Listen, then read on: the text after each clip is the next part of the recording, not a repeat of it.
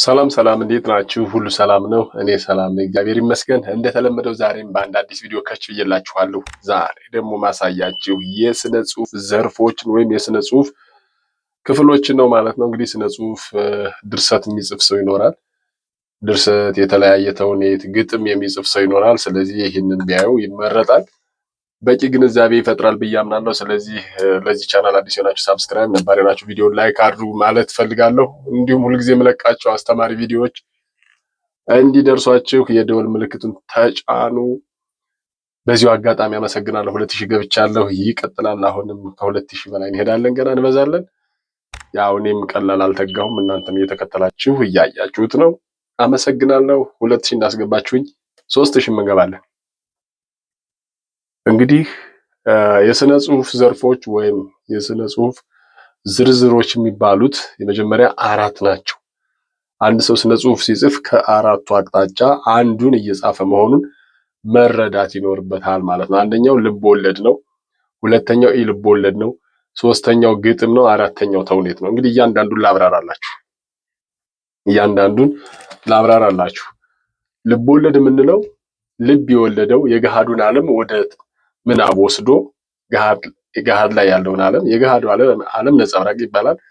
ወደ ምናብ ወስዶ ዓለም ይህን ይመስላል፣ ገሃዱ ዓለም ይህን ይመስላል ብሎ በዛ በገሃዱ ዓለም ላይ ገጸ ባህሪያትን ተክቶ በጊዜ ቅደም ተከተል የሚያቀርበው የስነ ጽሁፍ ዘርፍ ነው። ለምሳሌ እንደ ፍቅር እስከ መቃብር ያለ፣ እንደ ኦሮማይ በዓሉ ግርማ መጽሐፍ ያሉት እንደዚህ አይነት መጽሐፎች አልወለድም አይነት መጽሐፎች ልብ ወለድ ይባላሉ።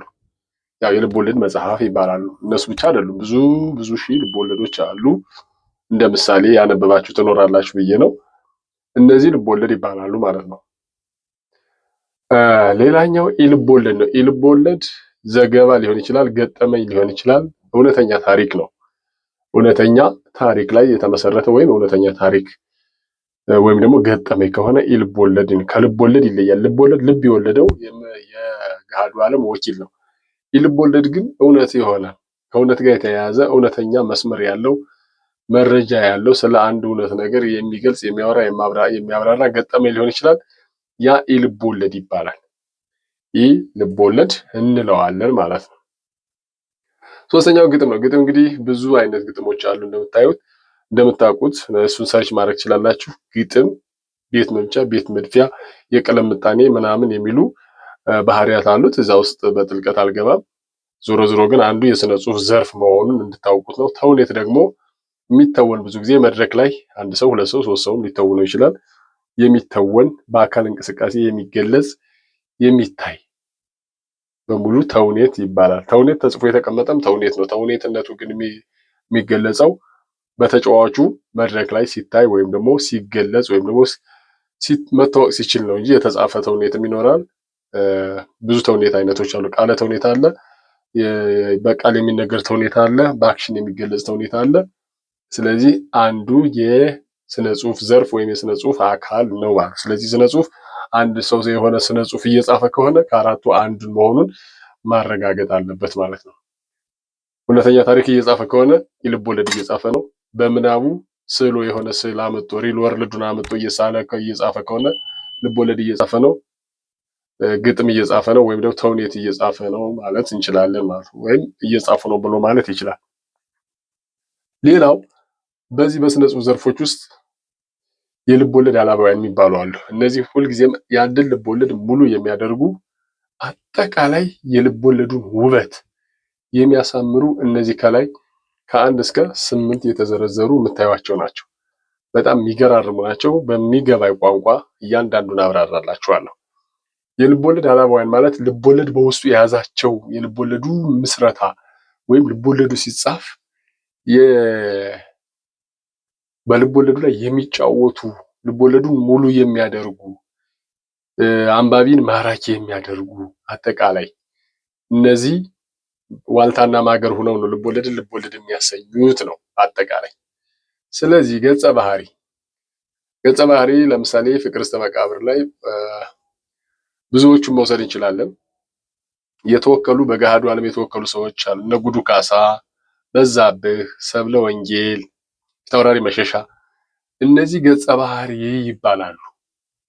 ገጸ ባህሪ ይባላል። ደራሲው የወከላቸው መልእክትን ያስተላልፉልኛል፣ ይናገሩልኛል ብሎ የገለጻቸው የወከላቸው ሰዎች ናቸው። እነዚህ ገጸ ባህሪ ይባላሉ። ምን አልኩኝ? በዛብህ፣ ጉዱ ካሳ፣ ሰብለ ወንጌል እነዚህ በሙሉ ገጸ ባህሪ ይባላሉ ማለት በመጽሐፉ ውስጥ የምናገኛቸው ወይም በልብ ወለድ ውስጥ የምናገኛቸው ተናጋሪ ሰዎች ገጸ ባህሪ ይባላሉ። ሌላው ሁለተኛው ታሪኩ ነው።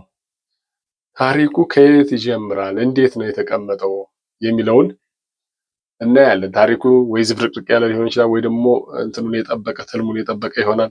ቅደም ተከተሉን የጠበቀ ታሪኩ የት ላይ ነው የሚያጠነጥን? የፍቅር ታሪክ ነው? የወንጀል ታሪክ ነው?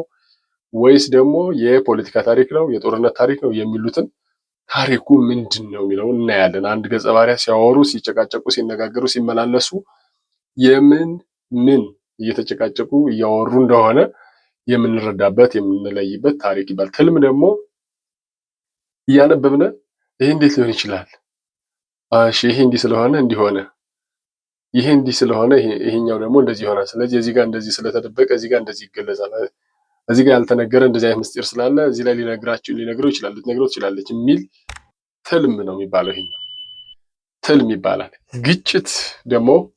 ግጭት የምንለው ደግሞ ገጸ ባህሪያት በአንድ ርዕሰ ጉዳይ ላይ የሚጨቃጨቁት ጭቅጭቅ ወይም ግጭት እንለዋለን። እሱ ይጋጫሉ። አንድ ሰው ከራሱ ጋር ሊጋጭ ይችላል። በገጸ ባህሪ አንድ ገጸ ባህሪ ከራሱ ጋር ሊጋጭ ይችላል፣ ከአምላኩ ጋር ሊጋጭ ይችላል፣ ከተፈጥሮ ጋር ሊጋጭ ይችላል፣ ከሰዎች ጋር ሊጋጭ ይችላል።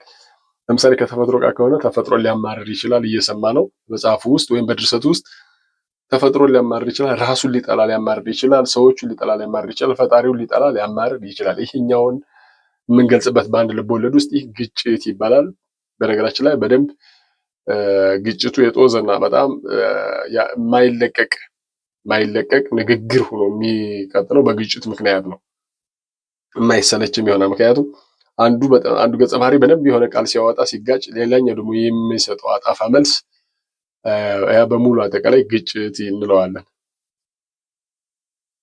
ሌላው አምስተኛው መቼት ነው። ይህ ደግሞ አንዱ የልብ ወለድ አላባውያን ፍሬ ነገር ነው። መቼና የት ነው። መቼት ማለት መቼ የት የሚል ነው ያለው። መቼና የት ይህ የልብ ወለድ መቼት ላይ ነው የሚያጠነጥን። በአፄዎቹ ዘመን ነው? በዘመነ መሳፍንት ነው? በግራኝ አህመድ ዘመን ነው? በኢህአዴግ ዘመን ነው? ወይስ በብልጽግና ዘመን ነው የሚለውን ታሪኩን መቼ አዲስ አበባ ነው? ጎንደር ነው? ባህር ዳር ነው? ሐዋሳ ነው? ወለጋ ነው የሚለው መቼ ማን ነው የት የሚለውን ይገልጻል። መቼ የሚለው ደግሞ በ20ኛው ክፍለ ዘመን፣ በ16ኛው ክፍለ ዘመን፣ በ10ኛው ክፍለ ዘመን ወደ ኋላ ሄደን ወይም ደግሞ በ2 ዓመት በፊት ከ1 ዓመት በፊት ወይም ዛሬ ብለን የምንገልጽበት ልብ ወለዱ የሚገልጽበት የጊዜ ገደቡ መቼ ይባላል። በአጠቃላይ መቼት እንለዋለን። ጭብጥ የምንለው ልብ ወለዱ ሊያስተላልፈው የፈለገው መልእክት ምንድነው ነው። እንደነገርኳችሁ ልብ ወለዱ ገጸ ባህሪ፣ ታሪክ፣ ትልም፣ ግጭት፣ መቼት አለው። ጭብጥ ላይ ሲደርስ ምንድነው ሊነግረን የፈለገ? ይህን ሁሉ የሚያስነብበን አንድ ደራሲ ወይም አንድ የልብ ወለድ ደራሲ ወይም አንድ ልብ ወለድ መጽሐፍ ይህን ሁሉ የሚያሮጠን ምን ሊነግረን ነው? ምን ሊያስተምረን ነው? በህይወት የሚቀይር ነገር አስተምሮናል? ከኛ ጋር የሚቀረው ፍሬ ነገር ምንድን ነው የሚለውን ይጠነቀቃል ማለት ነው። ማስተላለፈው ለአንባቢያን ማስተላለፈው ይሄ ነው ብሎ በውስጡ ያሰበውን ነገር ያሳየናል። ስለዚህ በገጸ ባህሪያቶቹ በጭቅጭቆቹ መሀል የምንማራቸው፣ የምናያቸው፣ የምንስቅባቸው፣ የምንደሰትባቸው ነገሮች አሉ። ያንን ነው ጭብጥ። አዝናንቶ ከሆነ ሊያዝናና ይችላል። በጣም አስጨንቆን ከሆነ ሊያስጨንቅ ይችላል። ግን የሆነ የምናውቅበት የምንማርበት ትምህርት አለ። ያን ትምህርት ጭብጥ እንለዋለን። እሺ ሌላው አንጻር ነው። አንጻር እንግዲህ አንጻርን በ3 ከፍለን ማየት እንችላለን። በ4 ከፍለን እንጂ ሁሉን አወቅ አንጻር ይባላል። ሁሉን አወቅ ማለት ደራሲው ሁሉንም ገጸ ባህሪያትና አጠቃላይ የድርሰቱን ይዘት የሚያውቅ ነው። ሁሉን አወቅ እንለዋለን። ሲተርክም እሷ እሱ እያለ ስለሚያውቃቸው ነው ይነግረናል ማለት ነው። ሌላው ውስን ሁሉን አወቅ ይባላል። ውስን ሁሉን አወቅ ማለት ደራሲው ስለ ገጸ ባህሪያቶቹ እዚህ ጋር ስለሚጨቃጨቁት ነገር ነው እንጂ የሚያውቅ ስለ ገጸ ባህሪያቶቹ ጥልቅ እውቀት አያውቀውም። ስለማያውቀው የተዘበራረቀ ሀሳቦቹ ሊመጡበት ይችላሉ። አንዱ ገጸ ባህሪያት ንግግሩን ሳይጨርስ ሌላኛውን በመሀል ገብቶ ሊያወራ ይችላል። ገጸ ባህሪያቶቹ እርስ በርሳቸው ላይተዋወቁና ላይግባቡ ይችላሉ። ስለዚህ ደራሲው ያንን ኃላፊነት መውሰድ ሲተው ውስን ሁሉን አወቀ እንለዋለን ማለት ነው። ሌላው አንደኛ መደብ ነጠላ ቁጥር ወይም አንደኛ መደብ ላይ የሚተረክ አለ። ይሄኛው አንደኛ መደብ ማለት እኔ እያለ ደራሲው ራሱ ያንን ታሪክ እየከወነ እየነገረን እየተጓዘ እያስጎበኘን የሚሄድ ከሆነ አንደኛ መደብ ነጠላ ቁጥር ይሆናል ማለት ነው። ተውኔታዊ ነው ስንል ደግሞ እዚህ ጋር የሚጨቃጨቁት ገጸ ባህሪያት የሚመላለሱት ወይም እዚህ ጋር የሚፈጥሩት ግጭት የእጅ እንቅስቃሴ ያለው፣ የሰውነት እንቅስቃሴ ያለው፣ የሩጫ እንቅስቃሴ ያለው፣ የተለያዩ እንቅስቃሴዎቹን ተውኔታዊ ናቸው ወይ የሚለውን በዚህ አንጻርን በአራት ከፍለን እናየዋለን። ወይም በአራት መንገድ ይገለጻል። ከምን አንጻር ነው የሚለውን ከሁሉን አወቅ ነው፣ ደራሲው ሁሉን ያውቃል፣ ውስን ያውቃል፣ ወይም ደግሞ እኔ እያለ ነው የሚተርክልን፣ ወይም ደግሞ ገጸ ባህሪያት ሲጨቃጨቁ ተውኔታዊ መተታዊ ማሳያ አለው ወይ የሚለውን ነው። ይህንን ያሳየናል ማለት ነው። መጨረሻ ጡዘት ነው። እንግዲህ ሄደን አላማውያን ይሄኛው በጣም የጦዘ ከፍ ዝቅ የሚል ከፍ ዝቅ ሞቅ በረድ የሚል ሀሳቦች በገጸ ባህሪያትና በግጭት የሚገለጹ አሉ ማለት ነው። ያንን በጣም የከረረ ንግግር ወይም የከረረ ጦርነት የሚያስነሳ ወይም ደግሞ በጣም የከረረ የሚያስቅም ሊሆን ይችላል። በጣም እልህ ውስጥ ሲገቡ ጡዘት እንለዋለን። አጠቃላይ የስነ ጽሁፍ ዘርፎች እነዚህን ነው የሚመስሉት። ምን አልኩኝ? አራት ናቸው። ልቦለድ፣ የልቦለድ ግጥምና ተውኔት፣ እንደገና የልቦለድ አላማውያን፣ ገጸ ባህሪ፣ ሰዎች፣ ወኪሎች፣ ታሪክ፣ የልቦለዱ ታሪክ አካሄድ፣ ትልም፣ ዋና ቁም ነገሩ ወይም ከምን አንጻር ምን እያለ እኛ እንዴት ሊሆን ይችላል የምንለውን ቀጥለን መልስ የምናገኝበት ሲሆን፣ ግጭት ደግሞ ገጸ ባህሪያት የሚያወጡት ልሳን፣ ንግግር፣ ቁጣ፣ ስድብ ሊሆን ይችላል።